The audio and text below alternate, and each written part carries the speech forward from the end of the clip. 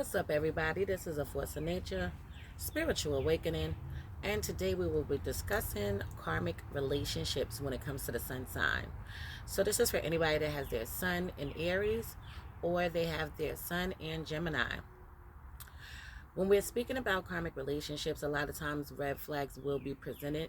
A lot of times when you're dealing with a karmic, you can dismiss these things, okay? Not pay attention to them, ignore them when it comes to the signs, okay? So first off, we're going to discuss Aries, okay? We know Aries is linked to the first house of the natal birth chart, and Aries ruling planet is Mars. So when we're speaking about Aries, we are speaking about yourself, your self-image, leadership roles, leadership positions, being in control, being in command, calling the shots, being a soldier, being a warrior, being a fighter. Okay, we're talking about sexual energy when we're speaking about Aries, okay? So now, a karmic relationship for a person belonging to Aries tends to be categorized by a lot of jealousy, drama, and possessiveness. Okay, so the person will work very hard to make the relationship work. They are likely to work hard to the extent that they lose their focus on working on their life goals, such as their career. Given that a karmic relationship is filled with red flags, the person, that is the Aries person, will convince themselves that the red flags doesn't mean much. This will make them jealous, and they will be forced to work hard to become the ideal companion for their partner. Okay, so let's just break this down real quick, okay? First of all, Aries just in general is about taking action, being in control, okay? Not backing down from situations and things like that. Moving towards their dreams, moving towards their goals. Career-orientated people, okay? They're very much driven. So if you find yourself in a karmic relationship, definitely, this will affect your goals. This will affect your career, okay? If you're an entrepreneur, this will affect that, okay? Not really tending to those things, but tending more to the relationship. So anytime you feel like you're in a relationship and you're working extra hard to maintain a relationship, or you're working extra hard to make this shit work, and it's not really working that well, but you keep on striving to be the best partner, you keep on striving to be the best woman, the best man in the relationship, this is a karmic relationship for you, okay? That could definitely lead to jealousy, okay? Overprotectiveness, okay? A lot of drama, a lot of chaos, a lot of confusion, okay? Being overly possessive, obsessed, okay, with the partner and things like that. Why is this? Because all of their energy is being directed towards the partner, okay? The red flags are being presented to them, but they're not looking at it as a red flag. They're looking at it as, let me make this shit work. Let me fix something about this relationship because I want to be the best partner for you, okay? So definitely that would be a karmic relationship for an Aries person. Okay, moving on to a karmic relationship for somebody that has Sun in Gemini. Okay, so now a karmic relationship for a Sun in Gemini is going to be a toxic relationship that is very much aggravated, um, irritating, okay, to them, to the soul, all the way down to the core. Okay, so Gemini, we know its ruling planet is Mercury, and it does rule over the third house in the natal birth chart.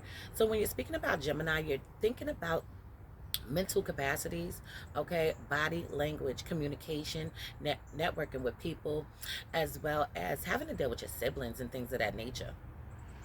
Okay, so Gemini is a very intelligent, intellectual sign. Okay, yes, they are scattered, they are all over the place, okay, when it comes to their thought process and their ideas, okay, but they do have excellent minds, okay? So a karmic relationship for a Gemini would be a toxic relationship as well as a irritable relationship. So a Gemini's karmic relationship will go to the extreme lengths to do things that pleases their partners. Okay, so when they're in a relationship with somebody, they are going all out of their way to please their partners. They're going all out of their way to make the relationship work, to make sure things is good. Okay, now what could happen is that these people could definitely get involved with somebody that is taking their kindness for weakness. Okay, without a shadow of a doubt. Um, these are things that the individual would not do under a normal circumstance. Okay, so usually these people are not going to go all out of their way to please you. Okay, yes, they want to, but going all out of their way to do it, hell no. Okay, so such a irritation makes them ignore all red flags that could get them out of a toxic relationship. The main lesson learned from this kind of relationship is that a person should not go to the extremes to please their partner. What would be will be. And if a person loves you, you will not have to sacrifice your sanity to please the other person. Okay? I do know people that are Geminis. I do have Geminis surrounded around me a lot. Okay? These are the kind of people, many times, if they're in a toxic relationship, they go above and beyond. Okay? They do things that they would not have normally have done. Okay? So, let's just say that they're in a relationship with somebody and they stepped out on them, they're cheating on them, okay, or doing them dirty in some kind of way like that. Okay, a toxic relationship for them would be full of making you see that I'm the one. Okay, whatever that is, buying you things, making sure that you're okay, making sure that you're good, being a people pleaser, but in an intimate relationship. So anytime a Gemini, a sun in Gemini, finds themselves going through things that they know are not good for them, going through things that they know they don't have to deal with, but they're still choosing to fucking deal with it, this is a karmic relationship for you. Feeling like you have to compete in a relationship is another big thing here. Okay, feeling like you have to compete, and now you're going above and beyond, doing things you wouldn't have been doing before.